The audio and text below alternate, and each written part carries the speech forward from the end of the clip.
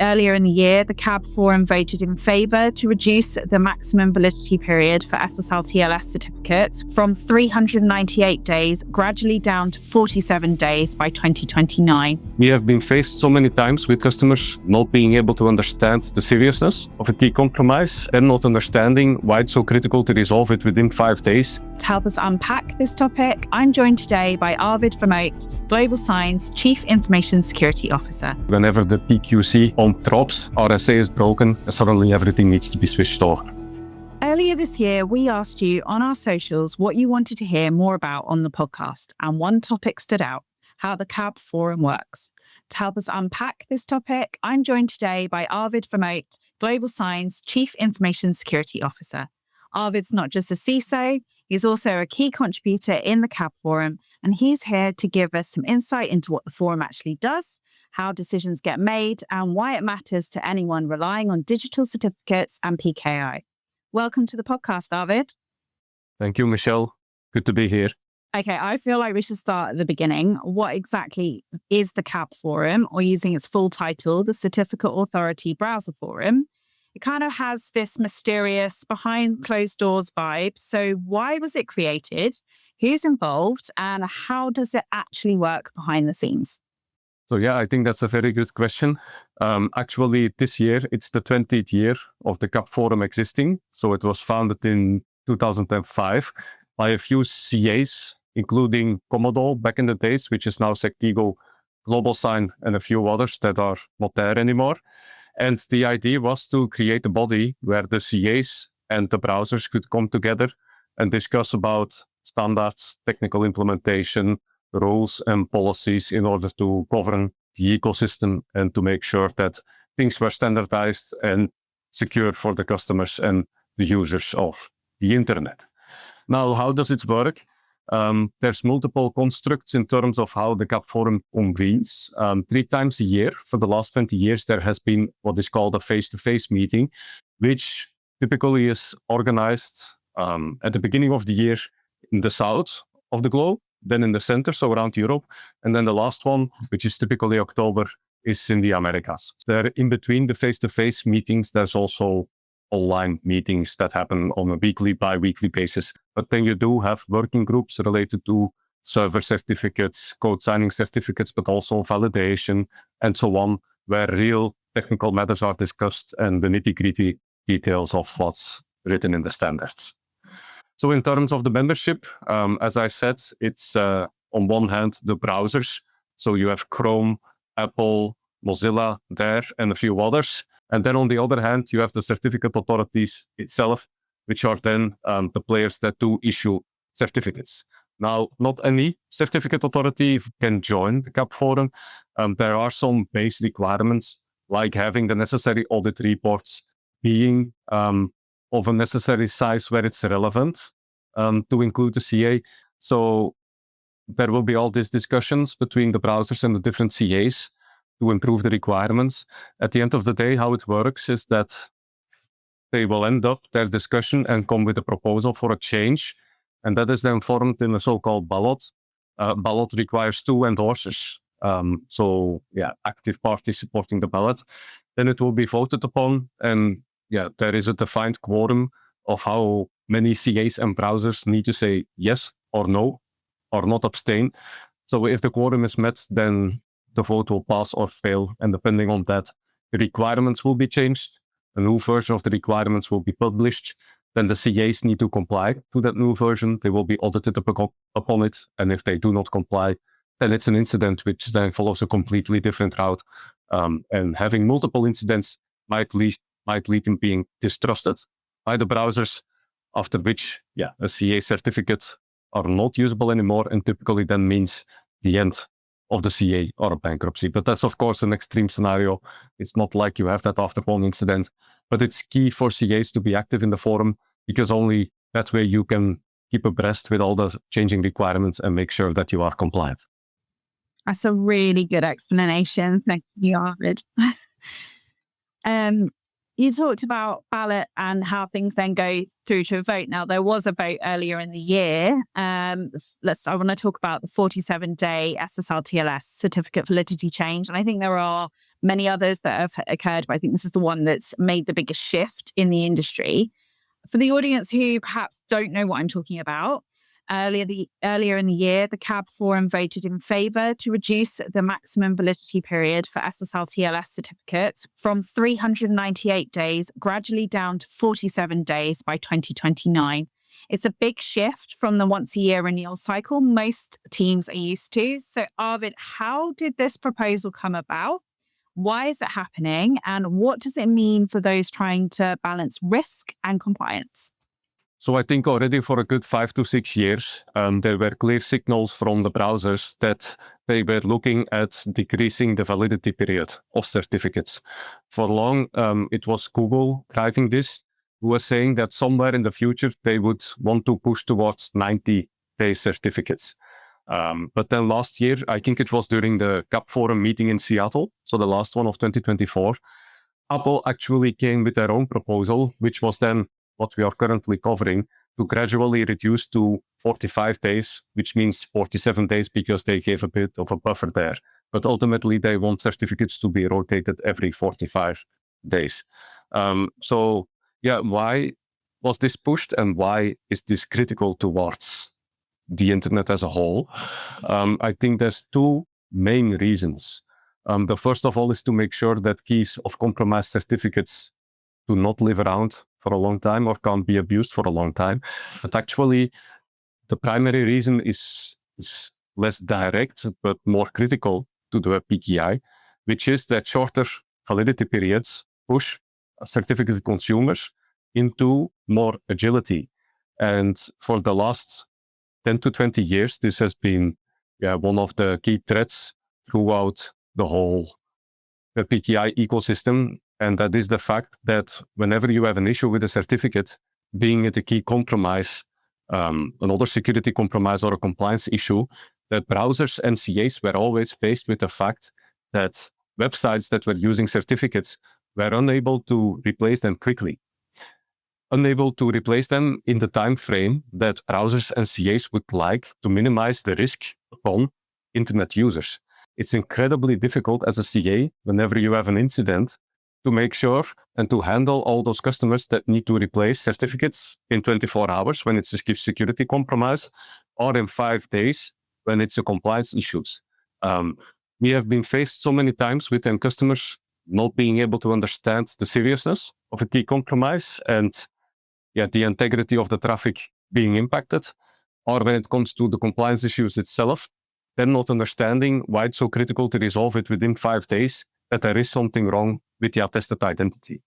So to summarize, there's a security benefit, but the main benefit of the 47 days is that finally companies will be pushed and ready for quick certificate rotation, which is necessary in terms of incidents, and more importantly, will be necessary whenever the PQC on drops, RSA is broken, and suddenly everything needs to be switched over. So it's all building towards that the post-quantum future, the quantum computing era.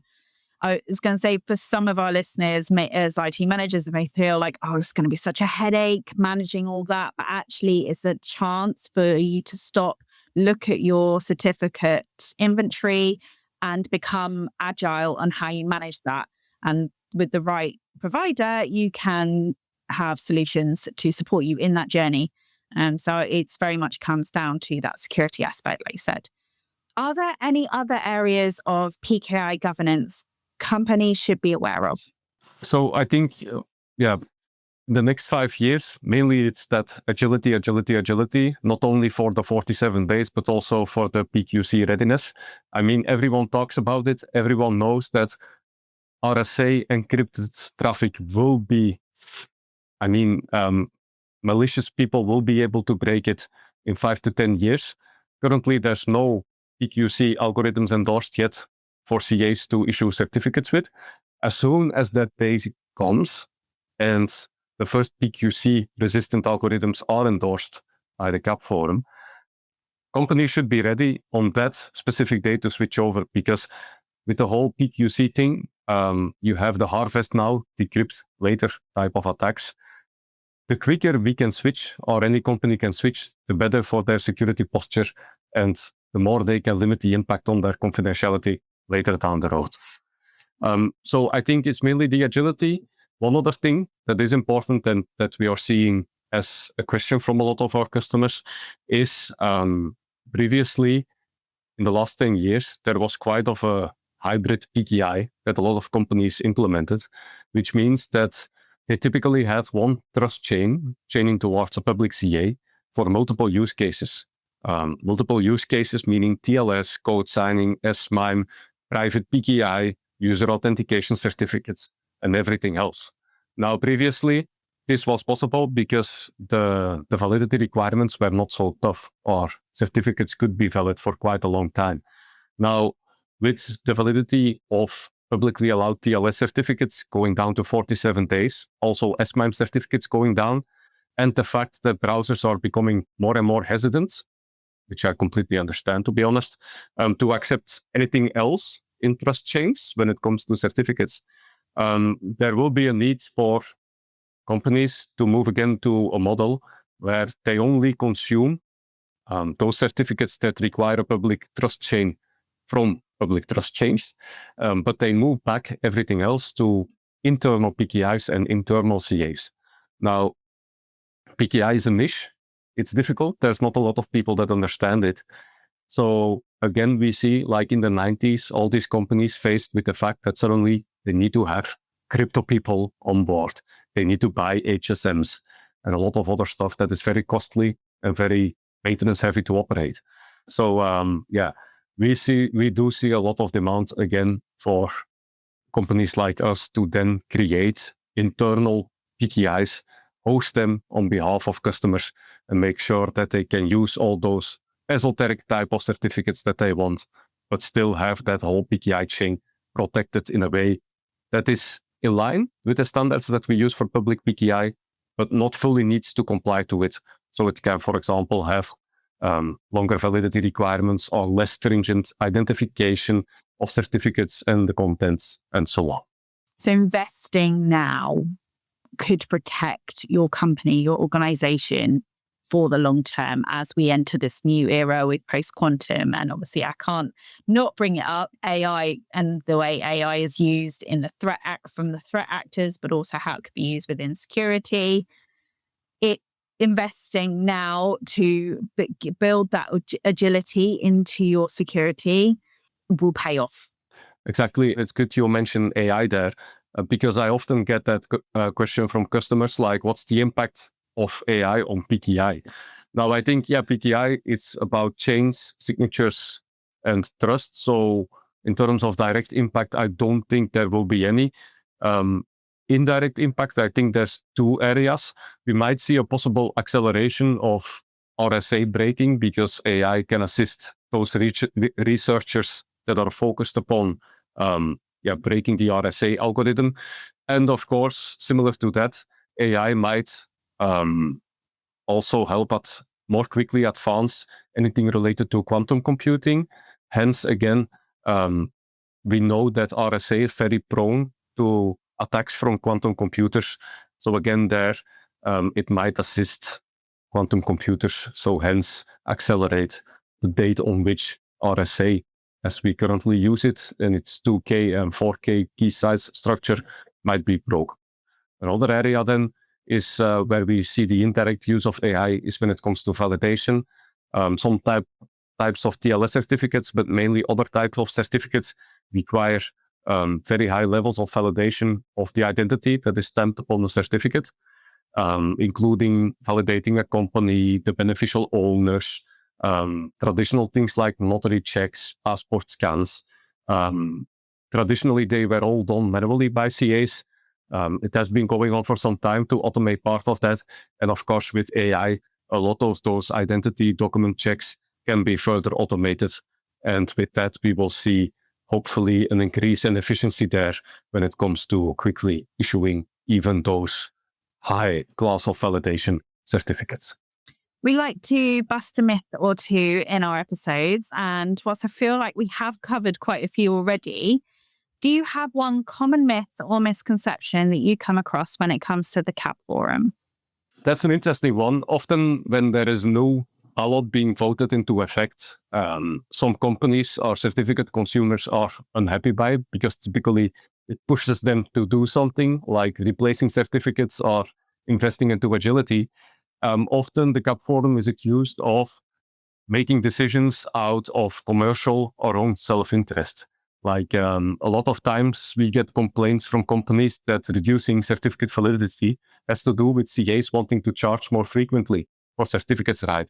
And at the end of the day, I mean, no, that's definitely not the case. All the discussions related to the CAP Forum and the ballots are public. There is a very strong bylaws document that states everything related to that the CAP Forum can't be used for commercial benefits.